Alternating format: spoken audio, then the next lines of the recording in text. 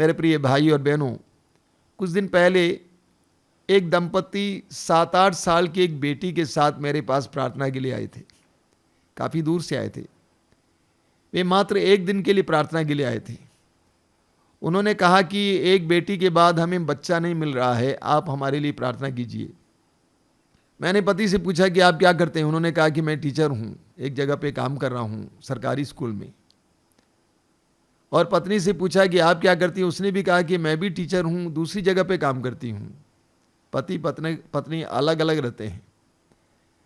तो मैंने अंत में पूछा कि ये बच्ची किसके साथ है, और उन्होंने कहा कि बच्ची हॉस्टल में रहती है। तो मैंने मजाक में उनसे पूछा कि क्या आप और एक बच्चे को चाहते हैं ताकि आप उसको भी हॉस्टल में डाल दें। परिवारों के बारे में, पारिवारिक जीवन के बारे में हमें कुछ निश्चित ज्ञान होना जरूरी है। पति पत्नी अलग रहे हैं, बच्ची भी अलग रही हैं। कहाँ परिवार बनेगा, कहाँ प्रभु की आशीष मिलेगी। आगे प्रभु ने पत्नी से पूछा कि आप कितनी देर प्रार्थना करती हैं रोज। कहा कि 15 मिनट प्रार्थना करती हूँ। पति से पूछा आप कितनी प्रार्थना करती हैं। 15 मिनट करता हूँ। मैंने उनसे पूछा 15 मिनट काम करेंगे तो आपको तनख्वाह मिलेगा। आप प्रभु से इतनी कृपाएं प्राप्त करना चाहते हैं, इतनी बड़ी कृपा चाहते हैं, एक संतान चाहते हैं, और आप 15 मिनट से संतुष्ट हो जाएंगे। और इतना ही नहीं, आप अपने बच्चों को क्या संस्कार देने जा रहे हैं। 15 मिनट प्रार्थना करने वाले माँ बाप अपने बच्चों को कौन सा अध्यात्म देने जा रहे हैं। आप मात्र रोटी, कपड़ा और शिक्षा देंगे और उससे ज्यादा कुछ नहीं देंगे। तो हमारे जीवन में ऐसी कई परिस्थितियां आ जाती हैं और मैं देखता हूं कि प्रार्थना बहुत तुच्छ हो जाती है। मैंने बार बार आपसे कहा है, the greater the problem the more the prayer needed. जितनी बड़ी समस्या उतनी ज्यादा प्रार्थना की आवश्यकता है। ये बार बार मैं आपसे कहता हूं। जब जीवन में समस्याएं आ जाती हैं, हम लोग व्यग्र हो जाते हैं, हम लोग विह्वल हो जाते हैं, परेशान हो जाते हैं, चिंतित हो जाते हैं, हम लोग डरने लगते हैं।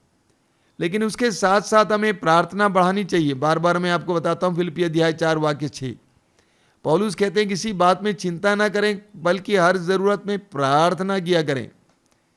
हम प्रभु यीशु से सीखें। वचन में लिखा हुआ है लूकास अध्याय 22 उसके वाक्य 44 में कि प्राण पीड़ा सहने के कारण प्रभु और एकाग्र होकर प्रार्थना करने लगे। प्रभु यीशु की नजरों के सामने जब वे गेत्सेमनी बाग में प्रार्थना में बैठे थे, उनकी मृत्यु दिखाई दे रही थी। उनके साथ होने वाली सारी घटनाएं दिखाई दे रही थी। उनको देखकर वे घबरा रहे थे, डरे हुए थे, रो रहे थे, पिता को पुकार रहे थे।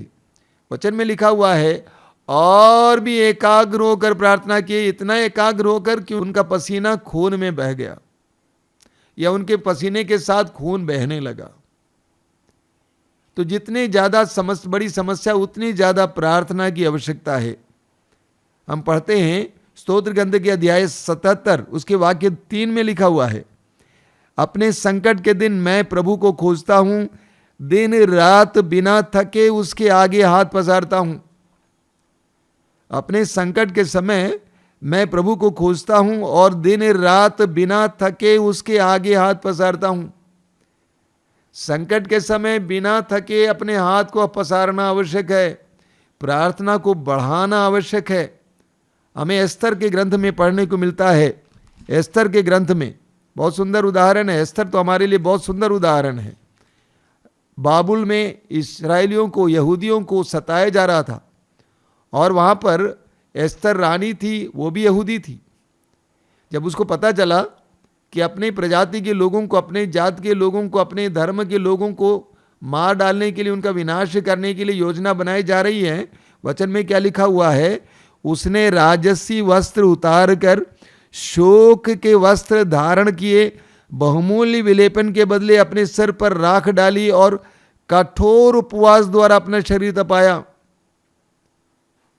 अपने लोगों के लिए प्रार्थना करने के लिए, अपने लोगों को बचाने के लिए कदम उठाने से पहले एस्तर ने 3 दिन लगातार कठोर उपवास किया और अपने आप को तपाया।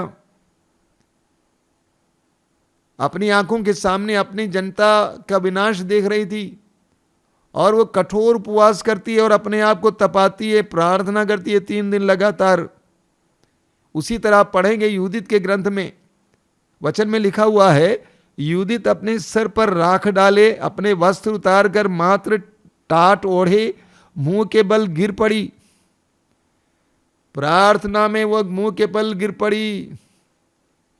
तो जितनी बड़ी समस्या उतनी ज्यादा प्रार्थना की आवश्यकता है। हमें राजाओं के दूसरे ग्रंथ के अध्याय 19 में राजा हेजकिय्याह के बारे में पढ़ने को मिलता है। राजा हेजकिय्याह यूदा के राजा थे और प्रभु की दृष्टि में अच्छे राजा थे। ईश्वर की आज्ञाओं का पालन करते थे, ईश्वर पर भरोसा रखते थे। असीरिया के राजा ने समारिया को पर आक्रमण किया और समारिया को अपने वश में किया। जब हेजकिय्याह को इसको पता चला तो उन्होंने क्या किया, वचन में लिखा हुआ है, यह सुनकर राजा हेजकिय्याह ने अपने वस्त्र फाड़ डाले और टाट ओढ़कर प्रभु के मंदिर गया। जब राजा हेजकिय्याह को पता चला कि अपने पड़ोसी राज्य यहूदी राज्य समारिया पर असीरिया के राजा ने आक्रमण किया और उसको अपने वश में किया, तो राजा हेजकिय्याह घबरा जाता है और अपना वस्त्र फाड़कर मंदिर की ओर दौड़ पड़ता है। इस बीच असीरिया के राजा ने यूदा के राजा हेजकिय्याह को खबर भेजा। वो यूदा को भी अपने वश में करना चाहता था। खबर भेजा, क्या खबर भेजा? पत्र लिखा, यूदा के राजा हेजकिय्याह से यह कहोगे, तुम अपने ईश्वर का भरोसा करते रहो, जो तुम्हें यह आश्वासन देता है कि यरूशलेम असूर के राजा के हाथ में नहीं पड़ेगा। इस प्रकार का धोखा मत खाओ। तुमने सुना है कि असूर के राजाओं ने सब देशों का सर्वनाश किया है, तो तुम कैसे बच सकते हो? क्या उन राष्ट्रों के देवताओं ने उनकी रक्षा की जिनका विनाश मेरे पूर्वजों ने किया है? लेकिन जब पत्र को पढ़ा, पत्र को पढ़ने के बाद हेजकिय्याह ने क्या किया? वचन में लिखा हुआ है, हेजकिय्याह ने दूतों के हाथों से पत्र लेकर पढ़ा। इसके बाद उसने मंदिर जाकर उसे प्रभु के सामने खोल कर रख दिया। यूदा राज्य पर, राष्ट्र पर आक्रमण होने जा रहा है।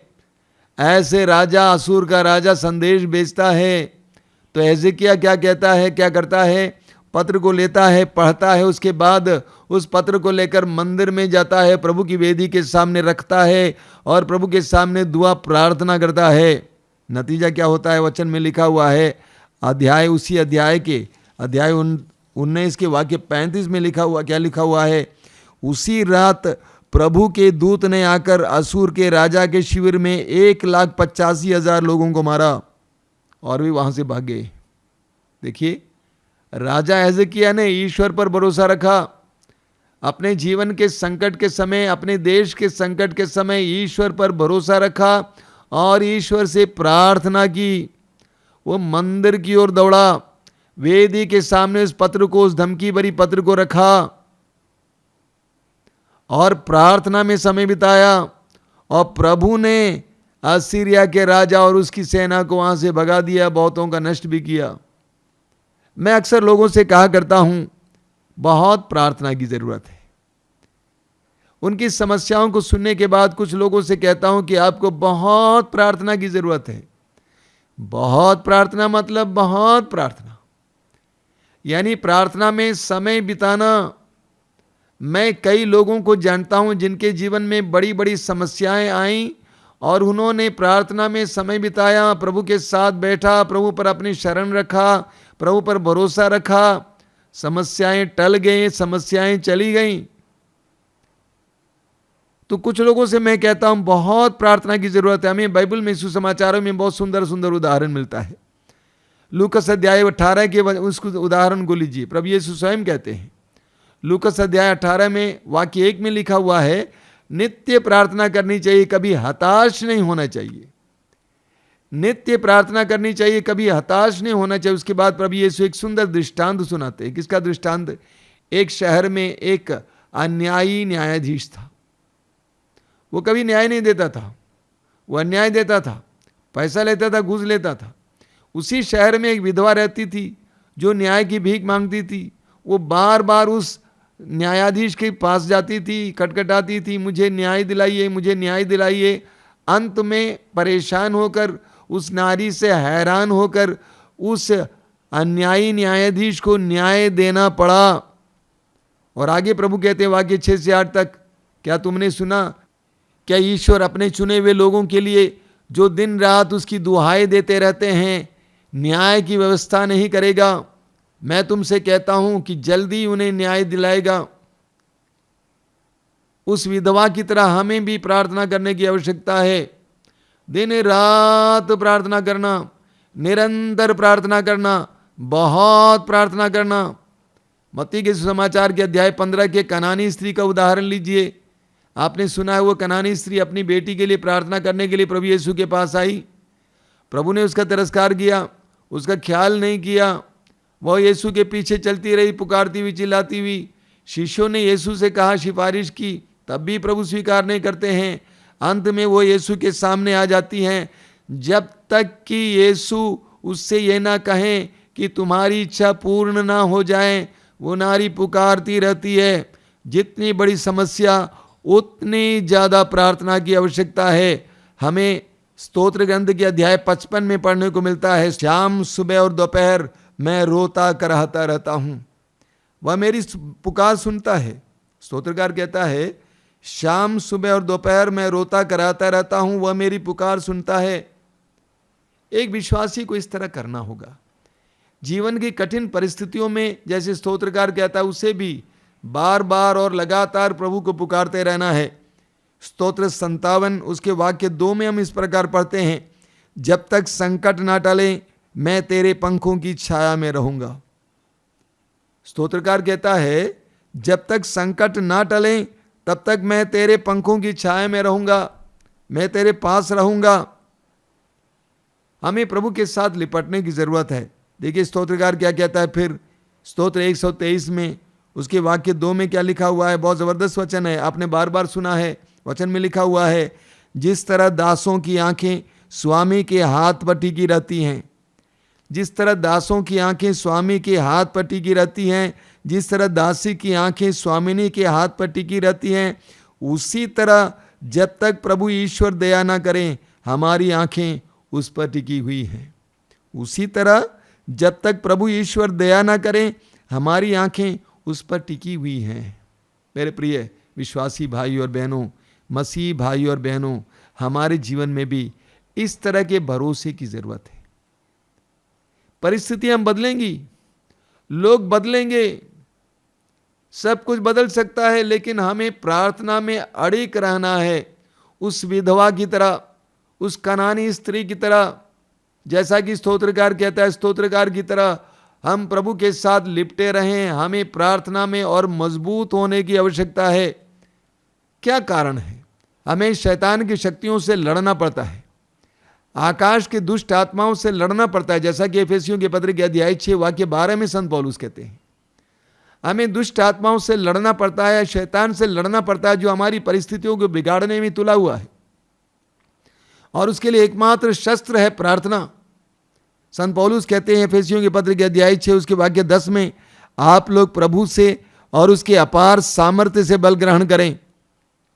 आप लोग प्रभु से और उसके अपार सामर्थ्य से बल ग्रहण करें। शैतान से लड़ने के लिए प्रभु से और उसके सामर्थ्य से बल ग्रहण करें। मार्कुस अध्याय 9 में प्रभु यीशु ने स्पष्ट शब्दों में अपने शिष्यों से कहा, इस प्रकार की दुष्ट आत्माओं को भगाने के लिए प्रार्थना और उपवास की आवश्यकता होती है। एकमात्र उपाय है। तो हमारे जीवन में ये परिस्थितियां बिगड़ी हुई हैं, हमें क्या करना चाहिए? हमें प्रार्थना बढ़ाने की जरूरत है। प्रार्थना को कम नहीं करना है, प्रार्थना को बढ़ाना है। मैंने उस दंपति से कहा कि आप आश्रम आइए, 2 सप्ताह प्रार्थना में बिताइए, 2 सप्ताह प्रार्थना में बिताइए, प्रार्थना करना सीखिए, प्रतिदिन प्रार्थना में समय बिताइए, आपके जीवन की परिस्थितियां बदल जाएंगी। मेरे प्रिय भाई और बहनों, जितनी बड़ी समस्या उतनी ज़्यादा प्रार्थना को बढ़ाइए। और हम कठिन परिस्थितियों से गुजर रहे हैं, कठिन परिस्थितियों से गुजर रहे हैं। आज की परिस्थिति बहुत ही दर्दनाक परिस्थिति है। ऐसी परिस्थिति में माता पिताओं, पुत्र पुत्रियों और सबकी जिम्मेदारी है कि प्रार्थना को बढ़ाएं। हम प्रार्थना को बढ़ाएं। आंखें बंद कीजिए। प्रभु यीशु धन्यवाद देते हैं सुंदर समय के लिए, तेरे पवित्र वचनों के लिए धन्यवाद देते हैं। प्रभु इस समय प्रार्थना करते हैं सभी विश्वासियों के लिए, मसीहियों के लिए, कि वे अपने प्रार्थनामय जीवन को और ज्यादा मजबूत बनाएं, आध्यात्मिक जीवन को और ज्यादा मजबूत बनाएं, परिवार में प्रार्थना को ज्यादा समय दें, व्यक्तिगत जीवन में प्रार्थना को ज्यादा समय दें, इन कठिन परिस्थितियों में तेरे सामने उपस्थित होने योग्य बनने के लिए प्रार्थना में सुयोग्य बने रहें। प्रभु, तूने लूकस के सुसमाचार के अध्याय 21 में कहा है कि तुम इसलिए प्रार्थना में हमेशा निरत रहो, प्रार्थना में लीन रहो, हर समय प्रार्थना करते रहो, ताकि इन सारे संकटों का तुम सामना कर सको और अंत में मानव पुत्र के सामने खड़े हो सको। प्रभु यीशु हमें प्रार्थना बढ़ाने की कृपा दीजिए। हर एक परिवार के लिए विशेष प्रार्थना करता हूँ, हर एक परिवार में प्रार्थना बढ़ाने के लिए, व्यक्तिगत जीवन में प्रार्थना बढ़ाने के लिए एक एक व्यक्ति को शक्ति और सामर्थ्य प्रदान कीजिए। प्रार्थना को ग्रहण करिए यीशु, आमीन।